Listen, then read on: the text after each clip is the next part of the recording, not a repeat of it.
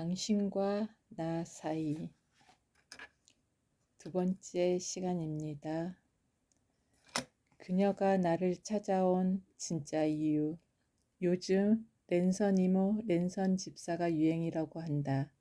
랜선 이모는 인터넷 네트워크를 연결하는 케이블인 랜선과 이모가 합쳐져 만들어진 말이다. SNS나 유튜브, 블로그 등에 공개된 남의 집 아이를 보면서 내 조카인 듯 아끼는 사람들을 가리킨다. 랜선 이모들은 실제로는 본 적이 없지만 텔레비전이나 SNS를 통해 알게 된 귀여운 아이의 일상을 온라인상에서 지속적으로 챙겨보며 팬처럼 열렬한 지지와 사랑을 쏟아붓는다. 가상의 이모 역할을 자처하는 것이다. 이모가 현실의 조카를 만나려면 시간과 에너지가 들 뿐만 아니라 때론 돈도 써야 한다. 그런데 랜선 이모는 아이를 돌볼 책임이 없다. 아무런 희생을 할 필요가 없는 것이다.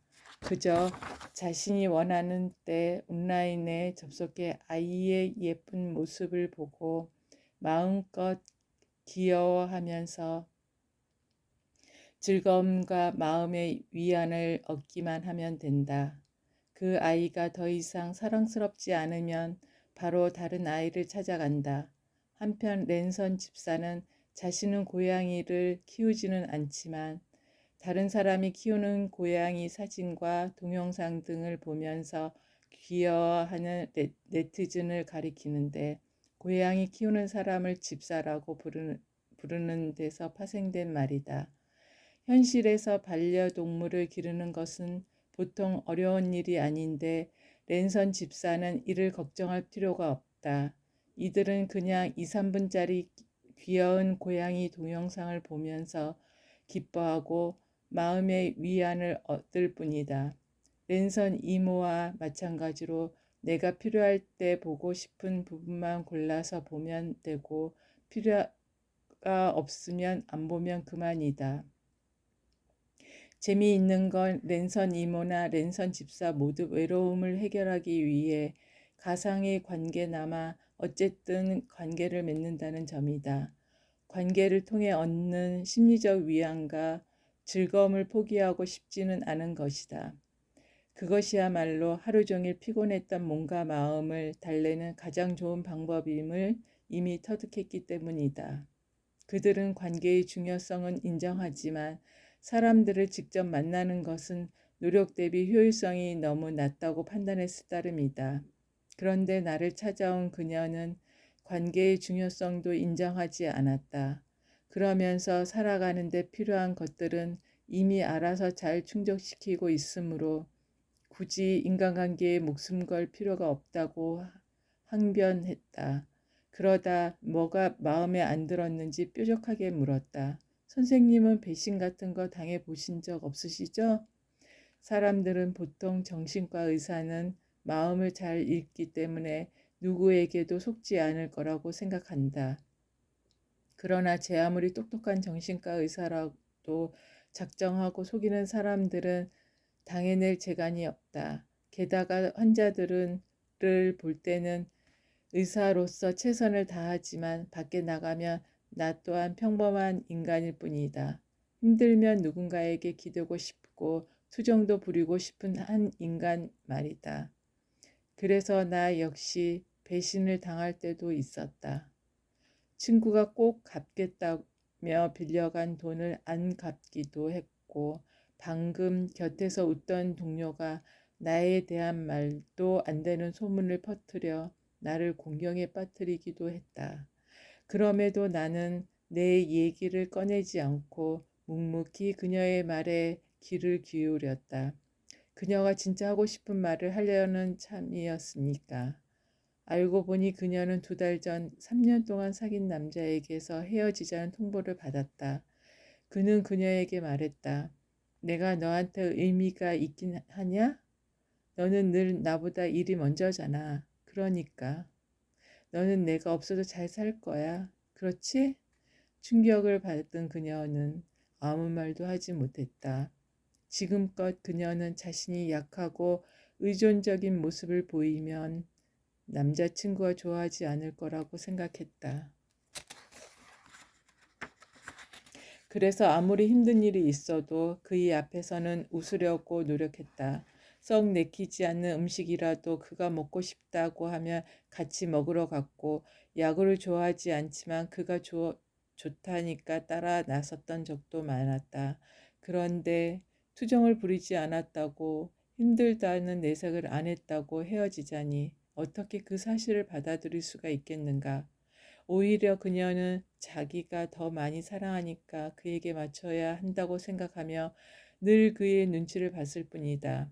하지만 그녀는 남자친구에게 무너지는 모습을 보이기 싫어서 그래, 헤어지자 라며 쿨하게 글을 보냈다. 그녀는 어릴 적부터 어리광을 부리거나 울어본 적이 없다. 그녀의 엄마는 원하지 않는 때에 아이를 가져 일을 그만두어야 했고, 덕분에 그녀는 너만 태어나지 않았어도 라는 원망을 내내 듣고 살았다. 그녀는 자신이 엄마의 인생을 망친 주범이기에 힘들다고 말하거나 울 자격이 없다고 생각했다.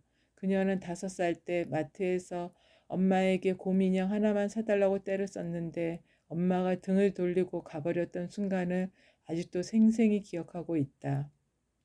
그녀는 결국 화를 내며 이렇게 말했다.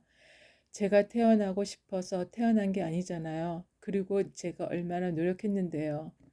여기서 더 뭘 하라고요? 저도 지친다고요.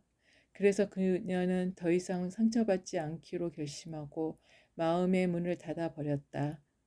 사람들이 다 그렇지 뭐 라며 적당히 선을 긋고 혼자가 더 편하다고 말하면서 말이다. 내가 가까웠던 건 그녀가 지금 전혀 편해 보이지 않는다는 점이었다.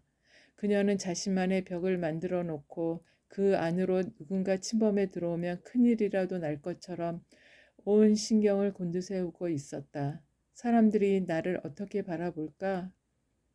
혹시 나쁜 얘기를 하는 건 아닐까? 그 친구도 나를 배신하는 건 아닐까? 하고 의심하면서 벽을 계속 쳐다보고 있는 것이다.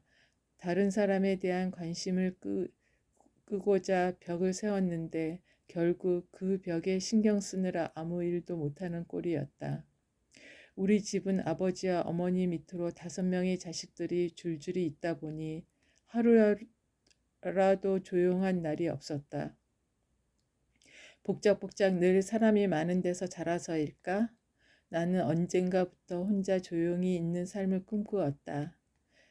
그렇지만 정작 현실에서는 혼자 커피를 마시는 시간조차 사칠 때가 많았다.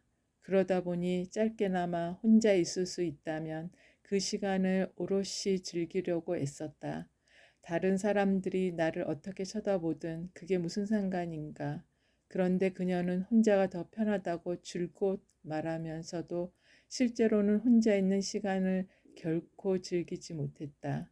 다른 사람들이 자신에 대해 어떤 말을 할지 몰라 늘 긴장하고 있는데 어떻게 혼자 있는 시간을 즐길 수 있겠는가? 내가 혼자 있는 시간을 즐길 수 있었던 이유는 언제든 마음만 먹으면 사람들과 연결될 수 있고 그들이 내 연락을 반가워해 줄 것이라는 믿음이 있어서였다. 하지만 그녀에게는 그런 믿음이 없었다. 결국 그녀는 상처받지 않기 위해 사람들과 멀어짐으로써 위험을 피하고 안전해졌을지도 몰라도 편안한 마음을 가질 수는 없었다. 그녀는 사람들과 있을 때도 혼자 있을 때도 그저 외롭고 쓸쓸할 뿐이었다. 최악의 고독이란 지금이 나 자신과 불편한 상태로 지내는 나날이다. 소설가 마크 트웨인의 표현을 빌자면 그녀는 위험하지 않은 대신 최악의 고독을 맛보고 있는 중이었다.